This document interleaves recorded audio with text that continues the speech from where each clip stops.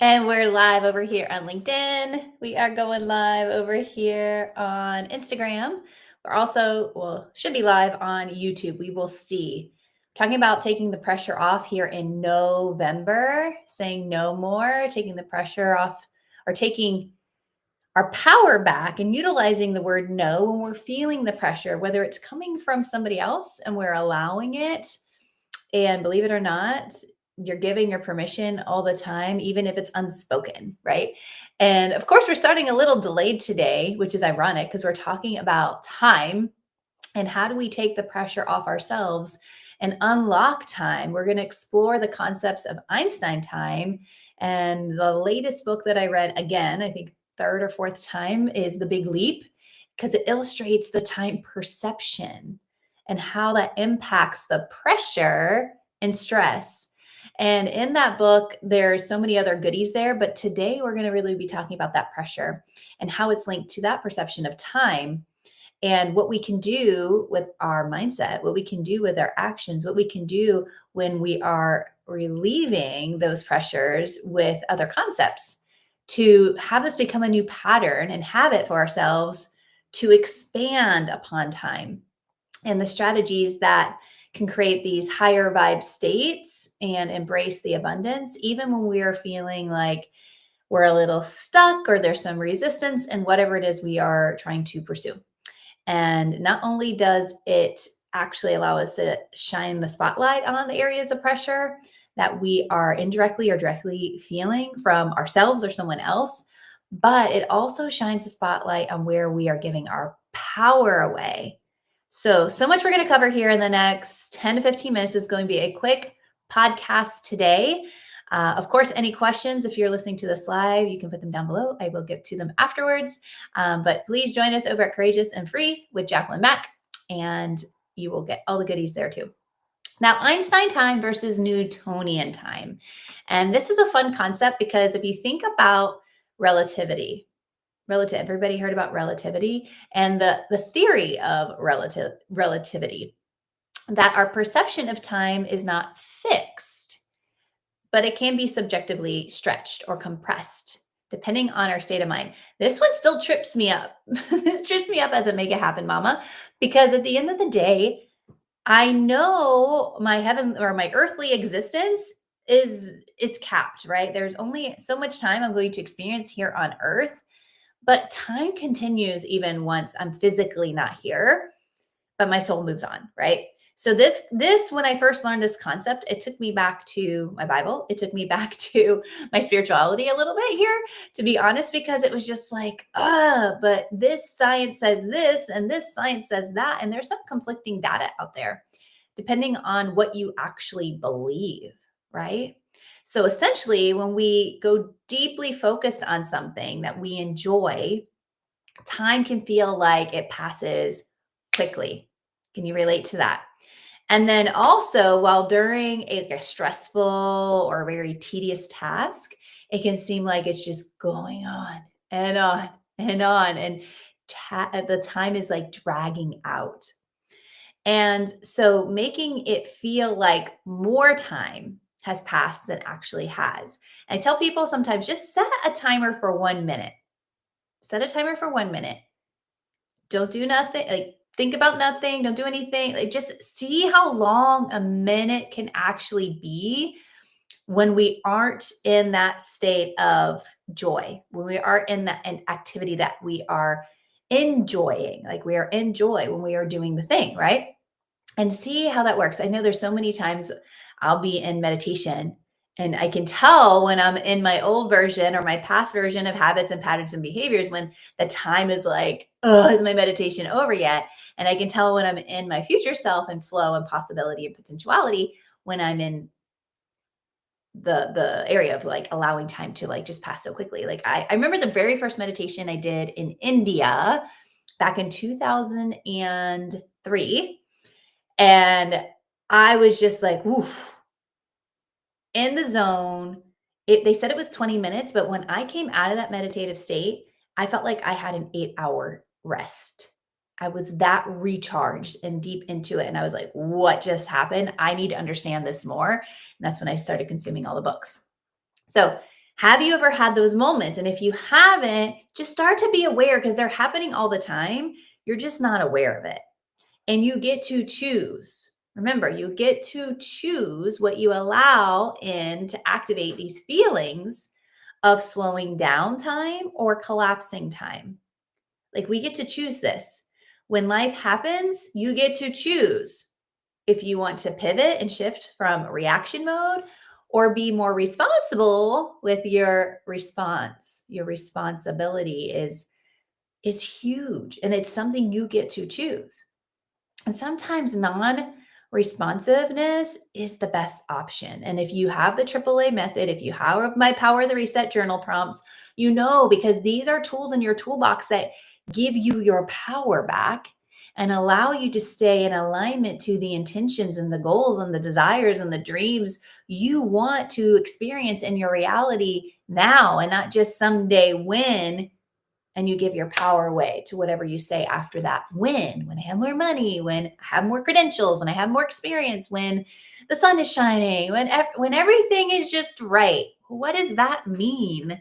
When everything is just right? Like think about that for a minute. And I'm adding to the Unlocking Time module, which is in the Rise Up program, which stands for Radical Intentional Self-Expansion to Unleash Your Unlimited Potential or Possibilities.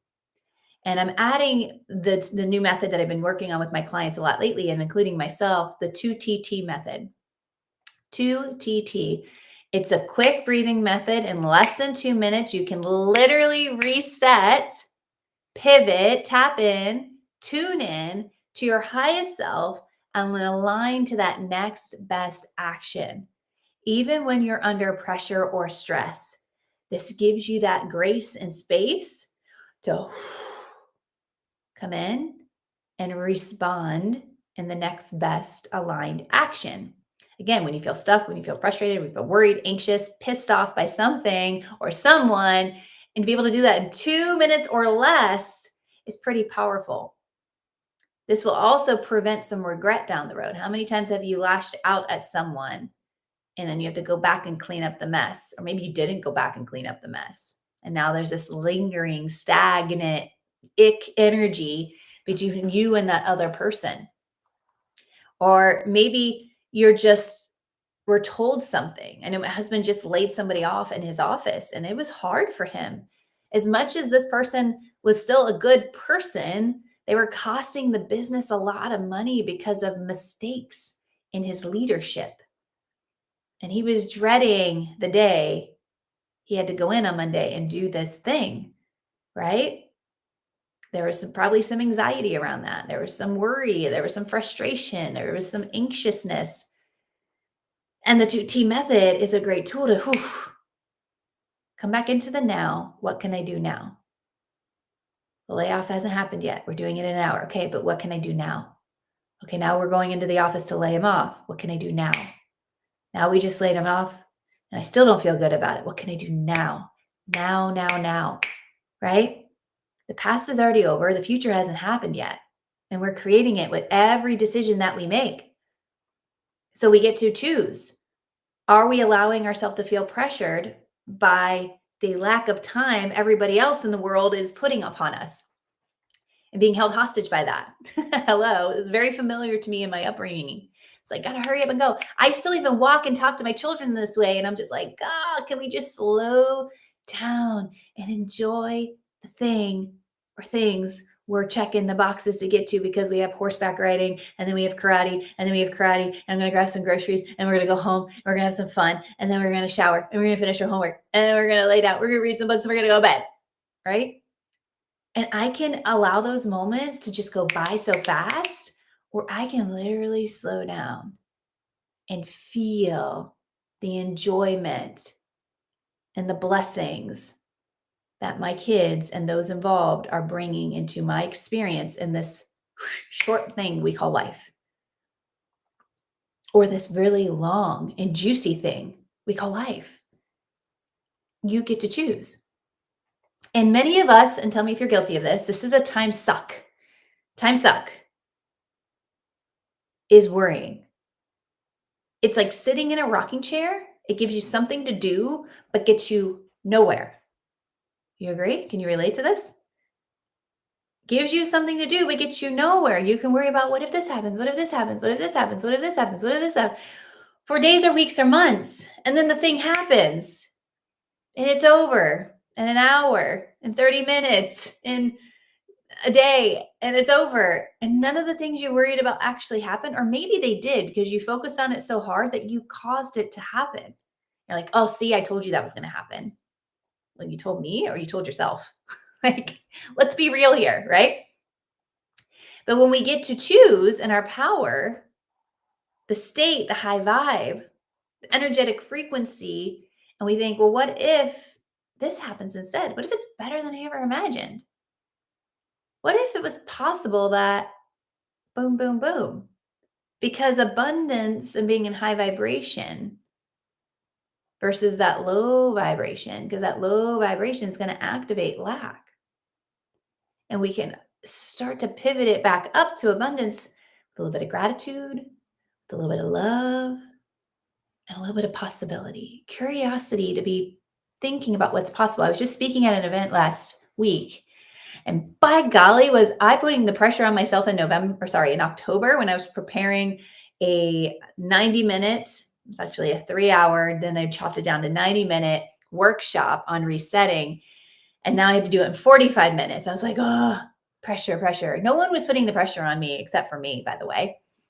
And then that's when I started planning out my podcast for November, was the middle of October. And I was like, let's take the pressure off. What can I say no to more, including myself? And say, no, we're not putting the pressure on anymore. It's going to be great. And it was great. I hadn't been on stage in front of a room of 90 to 100 people in over 10 years, a decade. I was going a little nervous because I thought I was going to be a little rusty, but I wasn't, because I fully accepted and embraced the moment and knew I was fully equipped and prepared. I had everything I needed. I talk about this stuff all the time with my clients, use the tools myself, speak on podcasts about it, speak in other coaching programs about it. If anything, I'm going to be better than I have ever been before. And it was so good. I got off stage and I was like, wow, there were some things I said that I did not plan because I allowed my intuitive highest self to lead, knowing I had my back, knowing that there was no pressure of time and there was no pressure from anybody else that I was going to allow in that moment. No limiting thoughts, no past phrases or things people said to me. And I've had people say to me, people I admired and looked at too in my corporate career. Actually, not even people, it's one person. I'm not going to call this person out because they helped activate me to grow. And I don't even think this person realized what they were doing, or maybe they did. Maybe they were just a bully. And some of the people I worked with will know who I'm talking about. But this person looked me in the eye when I said, I'm going to be a performance coach. I was in sales at the time. And I said, I am going to be a performance coach. I want to lead this part of the program about passion, about purpose, about mindset, about breathing. And the best part is she looked me in the eyes and says, you'll never be able to do this. Never be able to do this. I was 23, 24 years old, and she's telling me, and I looked up to her. I admired her. She was my inspiration. She also had a ton of credentials. I was like, oh, I got to get all these credentials to even do half of what she does. Old lies. Old beliefs that weren't even mine that someone instilled in me. I allowed them to, right? And that took some of my time because it took me down. I allowed it to rock my world. It robbed me of time I can never get back to becoming the performance coach sooner. And yet I look back, I don't regret any step of that. For a long time, I never even vocalized what was shared with me because I was like embarrassed by it. But like, what is there to be embarrassed by? Because it's courage to look that thing in the eye and say, it's not true. It might be your truth. It's not my truth. And now watch me. Watch me. So, what's required to gain back the power of you, the power of time, whether you want it to be expansive and abundant, or whether you want to speed it up, you have that power. You also have to be curious, have some courage, and be aware when things are happening for you and choose wisely how you wish to respond. Because at the end of the day, the repetition of this, the consistency, will eventually, if not radically, very quickly gift you that confidence. And you will choose again, and you will choose again. And it really can be that simple when you put in the reps and build that mental muscle and you reset your default mode to this next higher level. Practice the time expansion tools. It's saying yes and expanding into that abundance. We don't need to save time anymore. You can't actually really save time. You can buy into time into the future, right? You can pay for people to do some things for you to gift you that space to do other things that you used to do, but it's not running out. It's only moving forward with or without you. And no matter how much money in the world that you make, we can never buy it back. And this unlocked time piece that's part of the Rise Up container, which is also available as a self-study, is a great opportunity to see again where we're giving our power away. That's why there's a whole program inside there called Unlocking Time. That's why there's a whole program inside there called Money Codes. Those are the two things that I've noticed over my whole sales career and coaching career, 21 plus years, where people are giving most of their power away, where I was giving my power away for a very long time. So think about that. Einstein's time, relativity, the perception you have, the pressures and the stresses that you're allowing. And where can you pivot and shift that? And what kind of tools can you allow yourself to be aware of and use at any time? So I'm going to leave you with that for this month of November. I'm also going to encourage you, if you haven't, business owners, sales reps, Sales Codes just launched this week as a self-study course. It is the same structures, methodologies, tactics, and strategies that I've closed over 21 million in my career thus far, 21 million plus. I stopped counting after 21 million. That's a lot of numbers to keep track of. I've seen other businesses in as short as 5 to 6 years do over 100 million. I've seen other companies do 20 million in a month. I've closed over 500,000 in 24 hours at a workshop with less than 40 people in the room. So time, pressure, permission to take it off, permission to expand it, permission to choose again. Like I said, it's going to take a little bit of curiosity and a lot of courage and a lot of consistency. So I will leave you with that. I'm going to send you off with so much love. Bye for now.